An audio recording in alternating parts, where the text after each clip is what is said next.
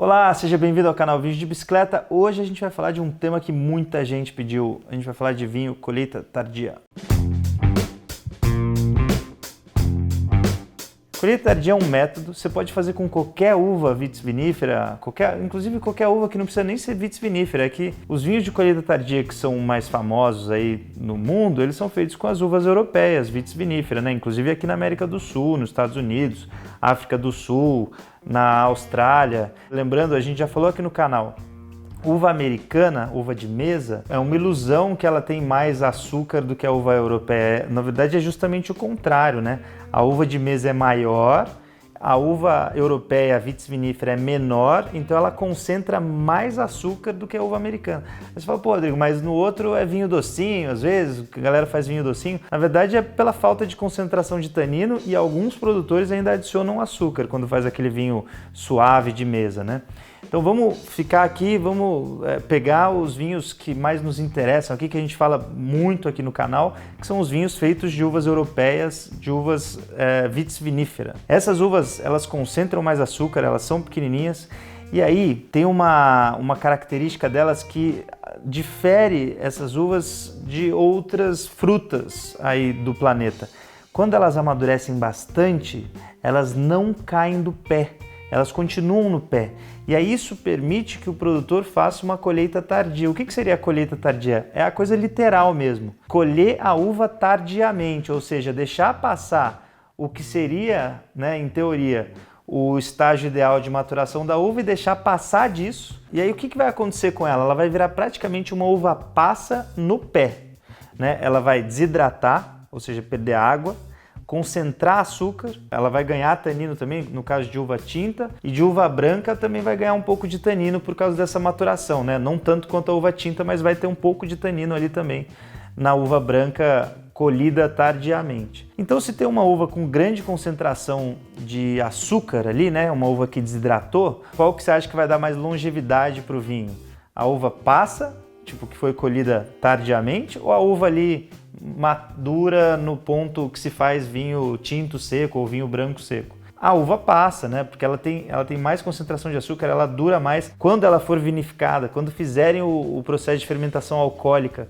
Esse açúcar vai virar álcool, então tem vinho de colheita tardia que, além de ter bastante açúcar, também apresenta um teor alcoólico mais alto, não é todo. Isso aí é exclusivamente do produtor. Ele fala assim, eu vou interromper a fermentação antes para ficar com vinho de baixo teor alcoólico e muito açúcar residual.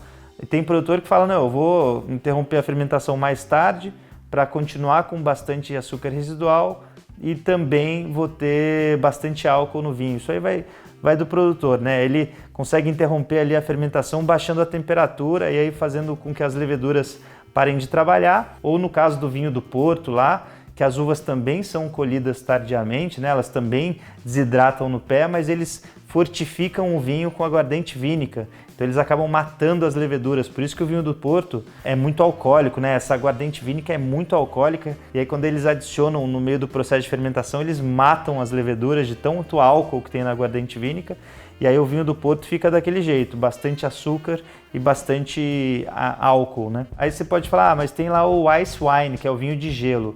Ele é um colheita tardia em regiões de clima bem frio, bem gelado, porque pensa bem, as uvas são colhidas durante o verão, né? Nesses países muito frios, assim, quando o verão acaba, tem país que já começa praticamente neve. Então, o ice wine é aquela uva que foi colhida tão tardiamente que já chegou numa época do ano que a uva congelou no pé. Então ela virou uma uva passa e congelada no pé.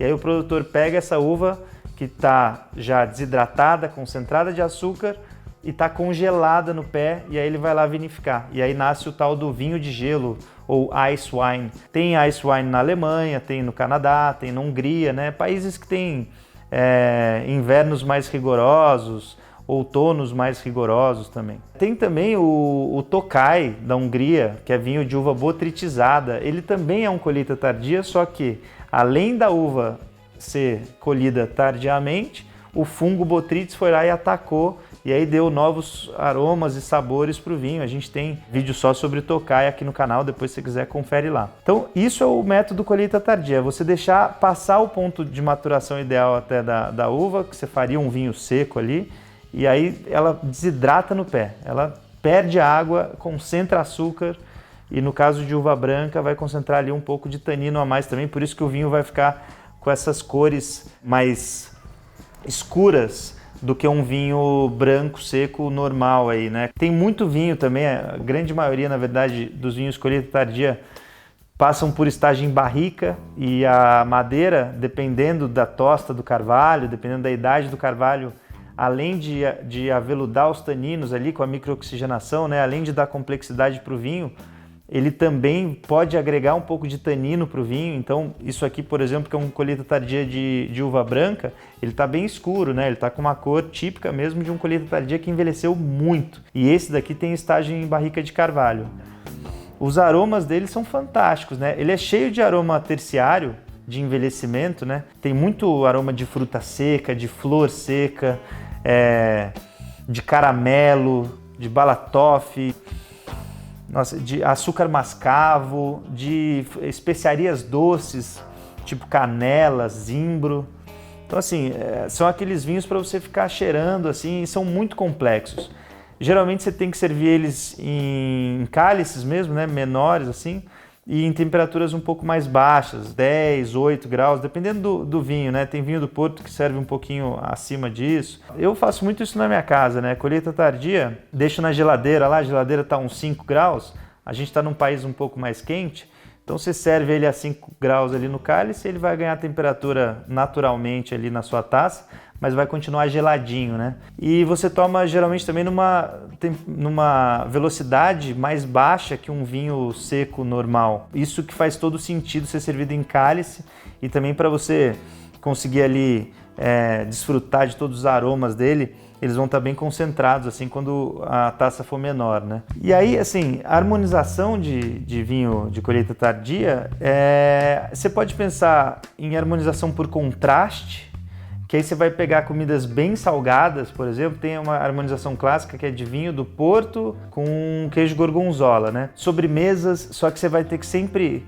casar aí o dulçor do vinho com a sobremesa, porque se a sobremesa for mais doce que o vinho, você prejudica demais o vinho, ele fica menos frutado, mais amargo, mais azedo, não é legal, então você precisa de um doce que seja menos doce que o vinho. Salada de fruta, cheesecake pode ficar muito legal, torta de maçã com canela vai ficar fenomenal, assim, com colheita tardia de uva branca, como esse daqui. Geralmente se toma esse tipo de vinho como digestivo, depois da comida, ou antes mesmo para abrir o apetite, né? Não é muito comum você casar com um prato principal, por exemplo. Nem degustei esse vinho ainda, mas a gente já se estendeu bastante nesse vídeo, então eu vou fazer a segunda parte desse vídeo para falar um pouquinho de um método também de colheita tardia que ganhou outro nome porque ele é feito um pouquinho diferente. A gente se vê no próximo vídeo para falar disso aqui, ó. Até lá. Agora sim, vamos tomar. Bom. E a uva que fez esse vinho aqui é a Cortese, uma uva italiana. Muito bom. Parece um pudinzinho líquido.